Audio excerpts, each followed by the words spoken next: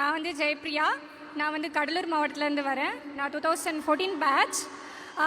First சொல்லணுன்னா, இப்போ வந்து நான் ரொம்ப அழகான வாழ்க்கையை வாழ்ந்துக்கிட்டு இருக்கேன். இந்தியாவோட ஒரு பிரபலமான எம்என்சியான இன்ஃபோசிஸில் டெக்னாலஜி லீடாக ஒர்க் பண்ணிக்கிட்டு இருக்கேன். ஃபர்ஸ்ட் நான் வந்து என்னோடய ஸ்டோரி சொல்லிடுறேன்.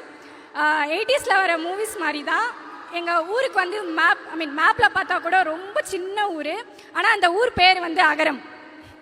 அந்த அகரத்தில் வந்துட்டு ஒரு குடிகார அப்பா, அதை எதுவுமே செய்ய முடியாத அம்மா, அவங்களுக்கு 2 பொண்ணு. அவங்க வீடு எப்படி இருக்குன்னா, ஊருக்கு ஒதுக்குப்புறமா மரம் செடி கொடிக்கு நடுவில் தான் இருக்கும். எங்கள் வீடு வந்துட்டு செவரு வந்து மண்ணால் இருக்கும். அதுக்கு அந்த கூரை இருக்கும். மழை பெஞ்சால் நிறைய ஒழுகும். அடிக்கடி பாம்பு பலிலாம் கெஸ்ட் மாதிரி வந்துட்டு போவாங்க. இதுதான் என்னோடய வாழ்க்கை. ஆனால் எங்கள் வீட்டுக்கு கரண்ட்டே இருந்ததில்லை, எங்கள் வீட்டுக்கு தண்ணி சர்வீஸ் இருந்ததில்லை. ஆனால் எனக்கு படிக்க ரொம்ப பிடிக்கும். ஏன் எனக்கு பிடிக்கும்னா, people just recognised me because I'm good at academics. So அதனால் நான் ரொம்ப நல்லா படிப்பேன். என்னவாக இருந்தாலும் நைட்டு இவங்க சொன்ன மாதிரி தான் புக்கு கூட தான் இருப்பேன், படிச்சுக்கிட்டே இருப்பேன். அதுக்கப்புறம் இன்னொரு விஷயம்னா, இப்போ நான் வர்ணிச்சல இந்த வீட்டையும் வந்து எங்ககிட்டேருந்து பிடிக்கிட்டாங்க. ஏன்னா நாங்கள் 2 பேரும் பொம்பளை பிள்ளைங்க. எங்கள் அம்மா அப்பா வந்து படிக்கலை, அவங்க ஏழை. எங்ககிட்டேருந்து பிடிக்கிட்டாங்க, எங்களுக்கு வீடே இல்லை. அதுக்கப்புறம் நான் 12th முடித்தேன். நான் நல்ல மார்க் எடுத்தேன், ஸ்கூல் ஃபஸ்ட் வந்தேன். நான் 195 கட் ஆஃப் எடுத்தேன். ஆனால் எனக்கு என்ன பண்ணுறதுன்னு தெரியல. இந்த ஸ்டேஜில் தான் நான் இருந்தேன். அப்போ வந்து என்னோடய லைஃபே வந்து ஒரு அப்சைட் டவுனாக மாறிச்சு, இன் அ குட் வே. அதுக்கு 2 விஷயந்தான். ஒரு ஃபேக்டர் வந்து கல்வி, இன்னொன்று வந்து ஒரு அழகான ஆக்சிடெண்ட் தான் எனக்கு அகரம். எனக்கு அகரம் பற்றி யாரும் வந்து சொன்னதெல்லாம் இல்லை. எங்கள் ஹெட்மிஸ்டர்ஸ் வந்து எனக்கு அந்த 10 நம்பர்ஸ் மட்டும் கொடுத்தாங்க. நீ போ, இதுக்கு டயல் பண்ணு, you will get what you deserve அப்படின்னு தான் சொன்னாங்க. நான் அதை வந்து 2014 மார்ச்சில் டயல் பண்ணேன். என்னோடய வாழ்க்கை அதுக்கப்புறம் ரொம்ப அழகாகிடுச்சு. சார், சாய்ராமில் தான் சார் நான் படித்தேன், சாய்ராம் அலுமினி. ஸோ நான் இங்கே சாய்ராமில் தான் எனக்கு சீட்டு கிடச்சிச்சு. நான் தமிழ் மீடியமில் படித்தேன். ஆக்சுவலாக அகரம்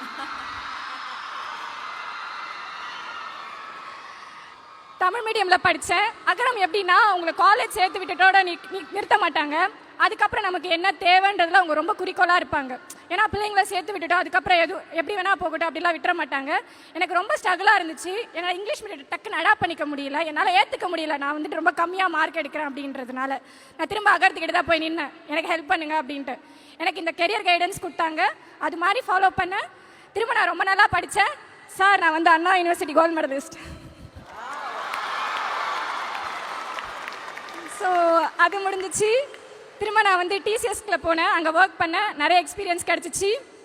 நான் தமிழ் மீடியமாக எனக்கு கொஷின் பண்ணுவாங்க, அந்த அளவுக்கு நான் என் டீமை லீட் பண்ணுவேன். அதுக்கப்புறம் நான் இன்ஃபோசிஸ் போனேன்.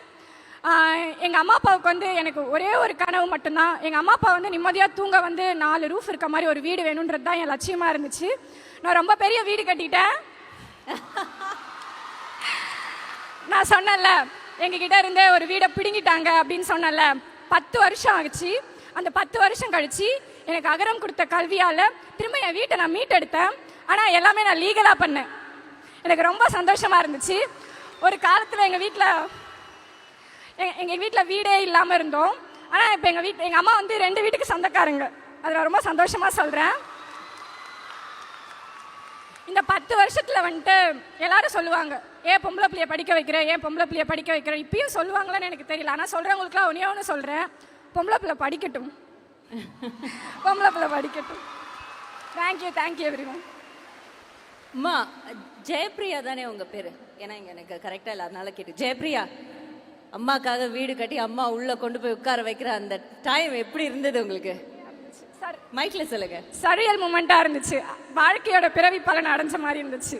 வாவ், என்ன ஒரு சந்தோஷம் இல்லை? அந்த பிள்ளை வந்து ஜெயிச்சிருக்குன்னு கேட்கும்போது எனக்கு அவ்வளோ சந்தோஷம். எங்க எல்லாருக்குமே அவ்வளோ சந்தோஷம்.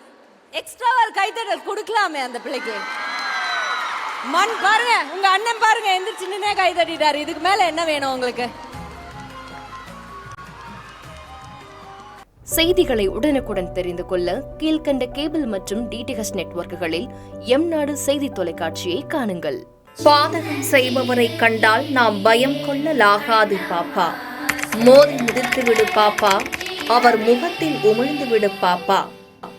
அண்மை செய்திகளை உடனுக்குடன் தெரிந்து கொள்ள இணைந்திருங்கள் எம்நாடு தொலைக்காட்சியுடன்.